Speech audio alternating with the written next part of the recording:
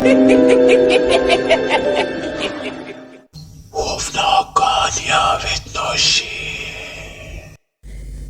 New video and updates के लिए bell icon को प्रेस करें और ऑल पर सेट करें। शुरू करते हैं अल्लाह के बाबरकत नाम से जो बड़ा मेहरबान और निहायत रहम वाला है।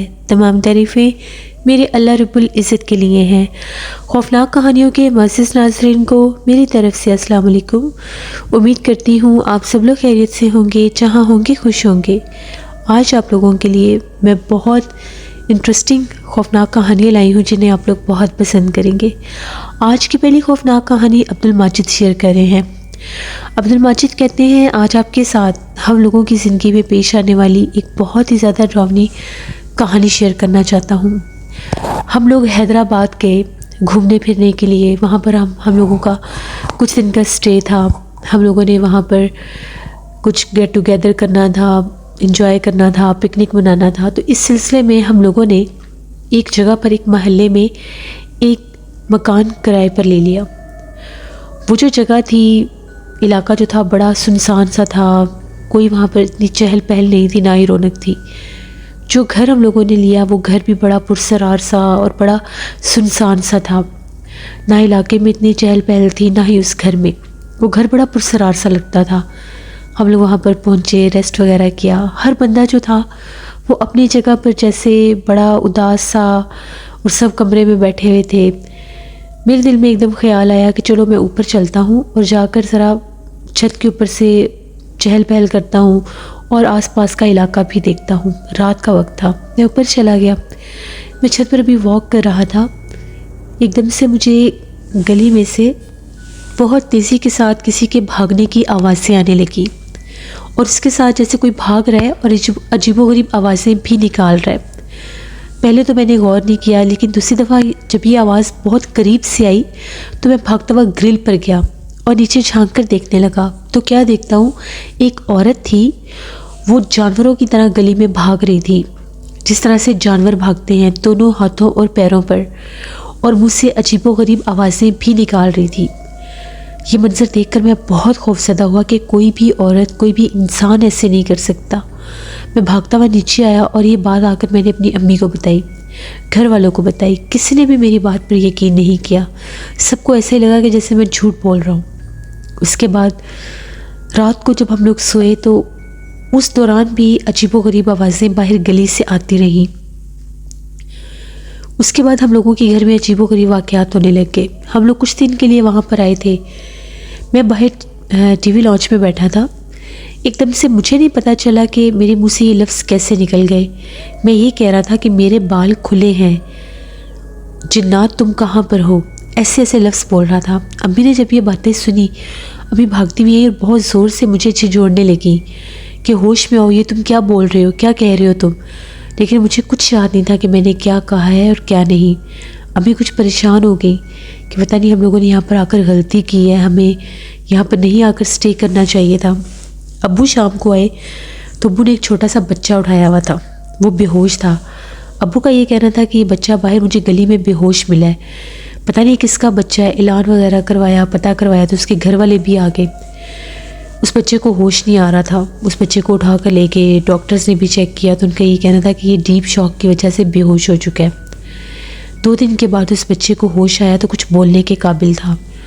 घर वालों ने पूछा तो उसका ये कहना था, जब मैं घर से बाहर निकला तो मैंने घर के बाहर बहुत डरावनी एक औरत को बैठे देखा था। वो बड़ी खौफनाक आवाज़ें निकाल रही थी। पहले मुझे समझ नहीं आया कि वो कौन है और मैं चलता चलता उसके करीब चला गया। मैं उसके इतने पास चला गया कि जब मैंने उसका चेहरा बहुत करीब से देखा तो मैं वहीं पर गिरा और बेहोश हो गया। उसके बाद वो बच्चा 2 दिन के बाद फौत हो गया था। डॉक्टर्स का ये कहना था कि इसको हार्ट अटैक हुआ है। फिर वो लोग, जैसे इलाके में ये चीज़ें होने लग गई, हम लोगों को वहाँ पर आए हुए 3-4 दिन ही हुए थे। पूरे इलाके में शोर बरपा हो गया कि यहाँ पर अजीबोगरीब वाक़यात हो रहे हैं। रात भर यहाँ पर एक पुरसरार सी, भयानक सी औरत भागती है गलियों में जानवरों की तरह। एक साहिब इल्म को लेकर आए। जब उन्होंने उस इलाके का विज़िट किया, गलियों के राउंड लगाए, तो उनका ये कहना था इस इलाके में शैतान जिन्नात अपना बसेरा कर चुके हैं और वो इस हद तक तादाद में ज़्यादा है कि उनको निकालना नामुमकिन है। जो लोग यहाँ पर मुकीम नहीं हैं, उनको ये चाहिए कि वो यहाँ से चले जाएं। बाज़ औक़ात जन्नात लोगों के साथ भी आ जाते हैं, ऐसी ऐसी जगहों से लोग होकर आते हैं कि पता नहीं चलता। हम लोग तो ये बातें सुनकर बहुत डर गए। हम लोगों ने सारे प्लान कैंसिल किए और हम लोग वहाँ से वापस आ गए। एक स्टोरी थी जो अब्दुल माजिद ने शेयर की। बहुत शुक्रिया अब्दुल माजिद आपका। बढ़ते हैं एक और खौफनाक कहानी की तरफ। ये खौफनाक कहानी फ़ारूक शेयर कर रहे हैं। फ़ारूक कहते हैं, आज आपके साथ हम लोगों के इलाके की बहुत ही ज़्यादा डरावनी कहानी शेयर करना चाहता हूँ। हम लोग जो हैं साहिवाल के रहने वाले हैं। हम लोगों के इलाके में एक मकान था जो तकरीबन 10 साल से बंद था, और ये जो वाक़या हम लोगों के इलाके में शुरू हुआ ये आज से 8 साल पुरानी बात है। उस मकान को तब खाली हुए 10 साल हुए थे। अगर आज के दौर का हिसाब लगाया जाए तो 18-19 साल हो चुके होंगे। जब भी शाम का टाइम होता था तो उस बंद मकान में से ऐसे आवाज़ें आने लग जाती थी कि जिस तरह से अस्तगफिरुल्लाह कहीं कोई जैसे मातम हो रहा है, ऐसे आवाज़ें आती थी जैसे बैन कर रहे हैं लोग। 2-4 दिन तो इलाके के लोग जो थे उस घर के बाहर जमा भी हुए, जाकर देखा, झांकने की कोशिश की। दीवारें भी ऊंची थी, खिड़कियाँ दरवाजे बिल्कुल बंद थे, कहीं कुछ दिखाई नहीं देता था। जब हम लोग जाते थे वहाँ पर पूरा इलाका जमा होकर जाता था।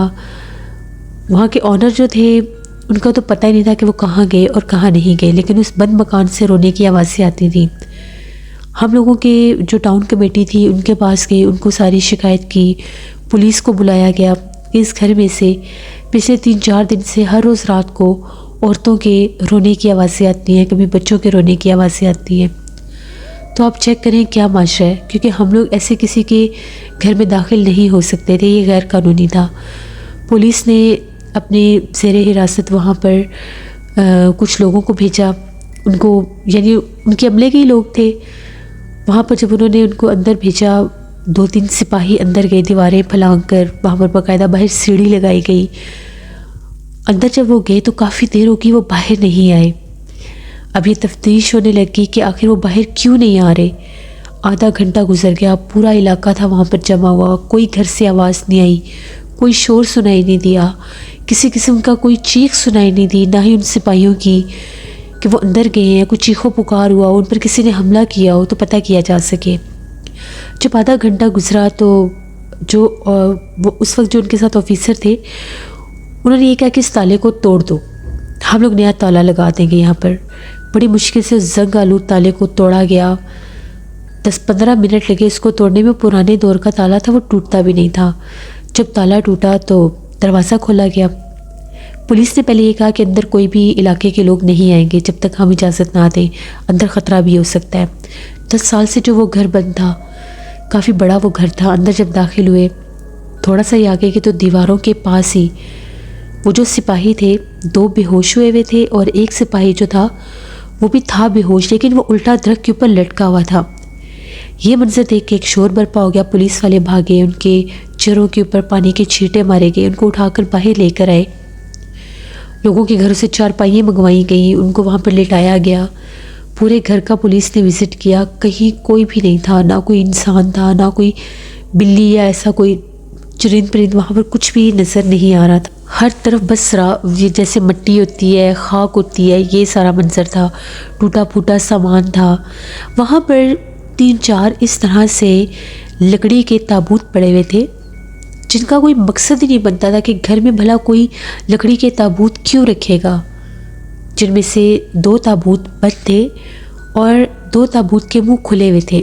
पुलिस ने डरते डरते वो जो बंद ताबूत थे उनको भी खोल दिया, तो उनमें सिर्फ सफ़ेद कपड़े थे जिस तरह से कफन होते हैं। बहुत डर लग रहा था। जैसे वो बंद ताबूत खोले गए, एकदम से एक चीख सुनाई दी। घर के अंदरूनी हिस्से से एक भयानक चीख सुनाई दी। सब डर के, सारे इलाके के लोगों ने वो चीख भी सुनी। जैसे पुलिस उस घर के अंदरूनी हिस्से में जाने लगी, अभी 2 आदमी ही आगे थे। उन लोगों ने टांग से, जैसे वो दरवाज़ा खोखले दरवाजे हुए थे, टांग मारी तो दरवाज़ा गिर गया। तो एकदम से जब वो अंदर गए तो एक आदमी भागता हुआ बाहर आया और मुंह के बल गिरा बहुत ज़ोर से, और चीखो पुकार करने लगा कि यहाँ से बाहर भागो, यहाँ पर बहुत भयानक बला देखी है मैंने, वो हम सबको मार देगी, खा जाएगी, यहाँ से बाहर निकलो। अब जो अफसरान थे वो भी बाहर निकले, सारे पुलिस वाले बाहर निकले, इलाके के लोग तो पहले ही अंदर जा ही नहीं सकते थे। दरवाजे को बंद किया, पुलिस के पास भी एक ताला था, वो ताला उन लोगों ने उस घर के ऊपर लगा दिया। अब वो जो आदमी मुंह के बल गिरा था उसको पानी वानी पिलाया गया, कुछ वो बोलने के काबिल हुआ, तो उसने बताया कि जैसे मैंने टांग मारकर दरवाज़ा खोला था तो जब मैं अंदर दाखिल हुआ तो मैं क्या देखता हूँ कि सामने एक औरत बैठी थी। उसका वजूद इतना बड़ा था जिस तरह से कोई हाथी होता है, ऐसे उसका वजूद था। उसकी सिर्फ एक आंख थी सफ़ेद कलर की, वो भी लेफ़्ट साइड पर, और दूसरी साइड पर एक बहुत बड़ा सुराख था। उसकी बहुत लंबी ज़ुबान थी जो मुंह से बाहर निकली हुई थी, और बहुत काला रंग था। जहाँ जहाँ तक मैंने टॉर्च से देखा मुझे उसका वजूद ही फैला हुआ नज़र आ रहा था। मैंने आज से पहले इतनी भयानक मखलूक नहीं देखी।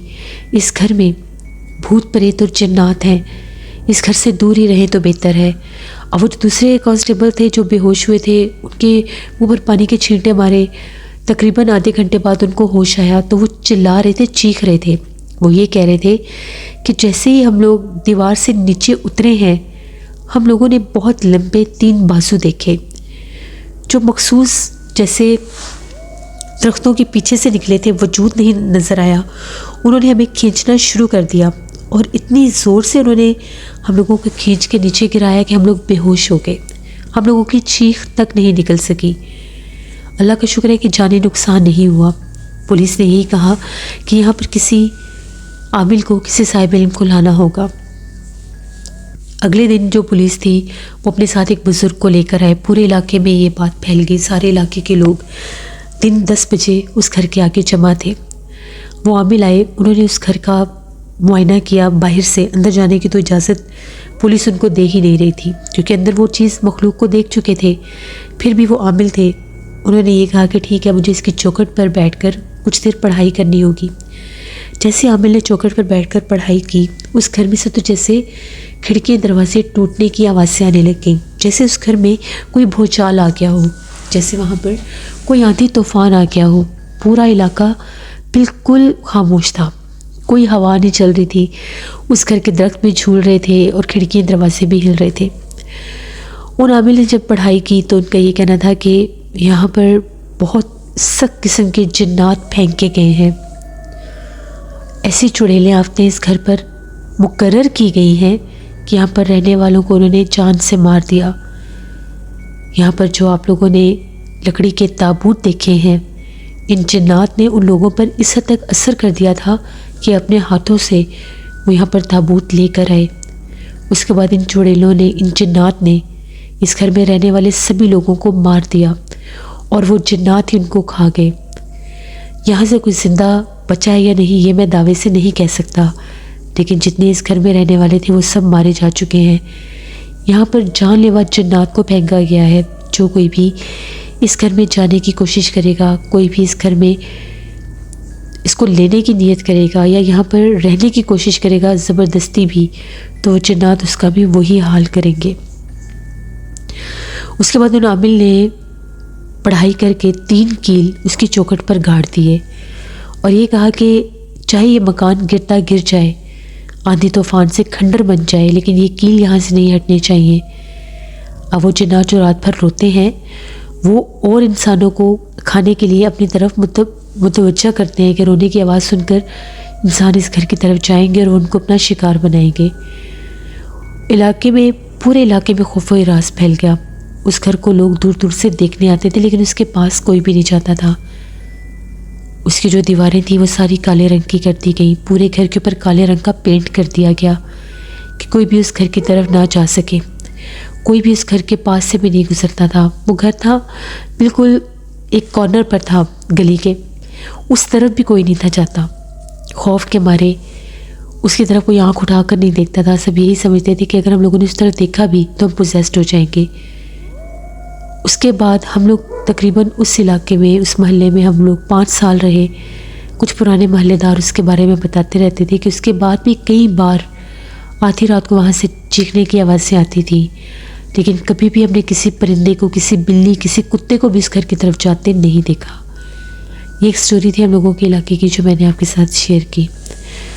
बहुत शुक्रिया फ़ारूक आपका। जैसे ये थी आज की खौफनाक कहानी। अपना फीडबैक मुझे ज़रूर दें, आप लोगों को कैसी लगी। आप लोग भी अपनी खौफनाक कहानी शेयर कर सकते हैं डिस्क्रिप्शन बॉक्स में दिए गए ईमेल आईडी nusheenbeg57@gmail.com पर। इसके अलावा आप लोग मुझे कमेंट बॉक्स में भी स्टोरी शेयर कर सकते हैं। हॉरर स्टोरीज उर्दू पर मैं कल स्टोरी ऑन एयर करूँगी, उसको भी विज़िट करिएगा और सब्सक्राइब करिएगा। स्केरी उर्दू टेल्स मेरी सिस्टर का चैनल है, उनको भी जाकर सब्सक्राइब करें एंड सपोर्ट करें। अपना बहुत सा ख्याल रखिएगा। अपनी ढेरों दुआओं में मुझे, मेरी फैमिली, मेरे पूरे पाकिस्तान को याद रखिएगा। Thank you for listening my stories. Stay blessed. Allah निगहबान।